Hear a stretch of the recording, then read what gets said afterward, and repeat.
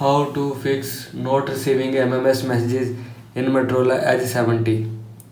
First of all, clear app cache and data. Open setting. Now in settings, scroll down. Now here you will see app. Search messages app. Now click on messages app. Scroll down, click on storage and cache. Now here you will see two options, clear cache and clear storage. And if you want to clear cache, then click on clear cache. And if you want to clear storage, then click on clear storage. After click on clear storage, click on delete. This app data, included files and settings will be permanently deleted from this device. Now go back.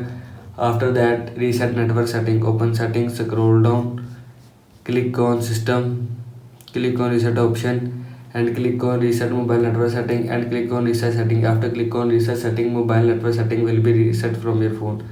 This is how you can fix not receiving MMS messages in Motorola Edge 70. I hope so you like this video and thanks for watching this video.